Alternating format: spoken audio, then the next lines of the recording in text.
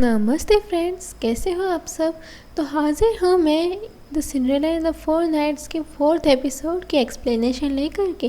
अगर आपने इससे पहले के एपिसोड्स की एक्सप्लेनेशन नहीं देखी है तो आई सजेस्ट यू कि आप जा कर के पहले वो एक्सप्लेनेशन देख लें ताकि आपको आगे की स्टोरी में इंटरेस्ट आए।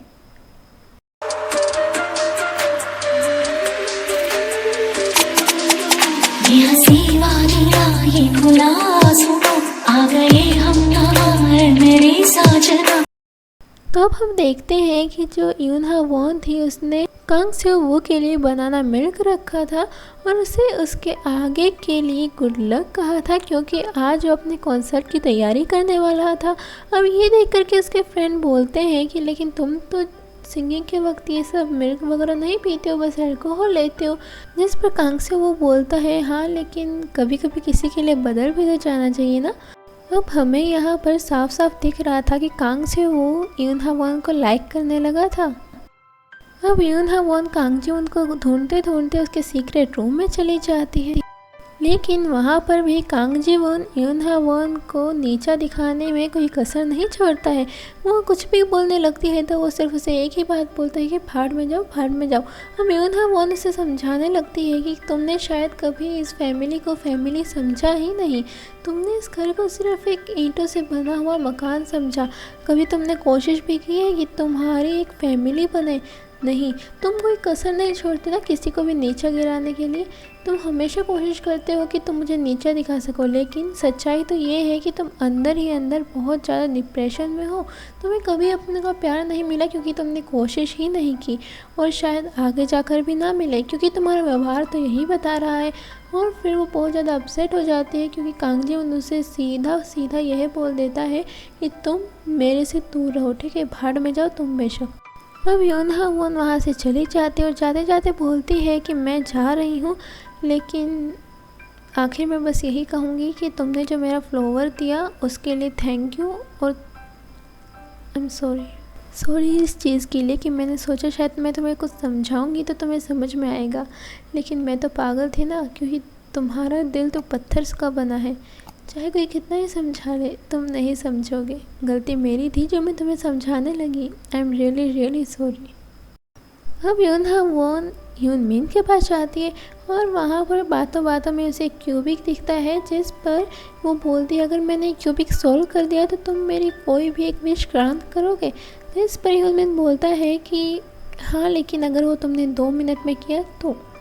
अब यूनहा वॉन बोलती है चलो ठीक है, डील डन। अब वो इतनी कोशिश करती है लेकिन वो एक काम कर नहीं पाती है, लेकिन जब यूनमिन वो कोशिश करने लगता है तो सिर्फ 8 सेकंड में पूरा क्यूबिक सॉल्व कर देता है। जिसको देख कर यूनहा वॉन एकदम हक्की बक्की रह जाती है कि 8 सेकंड में पूरा का मतलब ऐसे कैसे यार।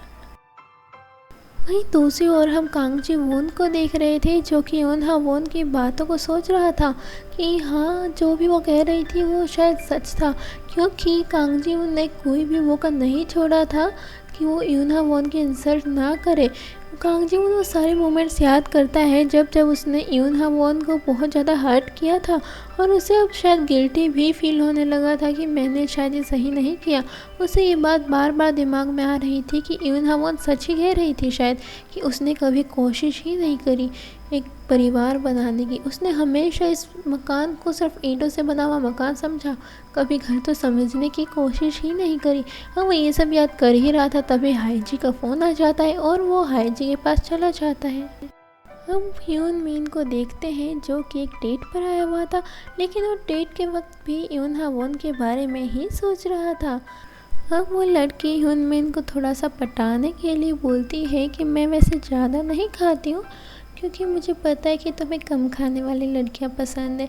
और फिर ये देखकर यूनमिन बोलता है अच्छा तुम्हें कैसे पता, अच्छा एक बात बताओ, तुम्हें पंच मारना आता है? जिस पर वो लड़की बोलती है हाँ आता है ना, क्यों नहीं आता। और फिर यूनमिन बोलता है चलो मेरे मारो। जिस पर वो लड़की एकदम से शॉक हो जाती है और बोलती है मतलब मैं तुम्हें कैसे मार सकती हूँ, मेरी कलाई कितनी नाजुक है, तुम समझ सकते हो ना मैं कितनी नाजुक लड़की हूँ। और फिर ह्यून मीन बोलता है बोरिंग, और फिर वो वहाँ से चला जाता है। अब यहाँ हमें पता चल गया था कि ह्यून मीन को यून हावोन में ही इंटरेस्ट आ रहा था, बस उसे बाकी की सारी चीज़ें बोरिंग लग रही थी। वहीं दूसरी ओर यून हावोन की सिस्टर और उसकी मदर का तो हाल बेहाल हो रखा था।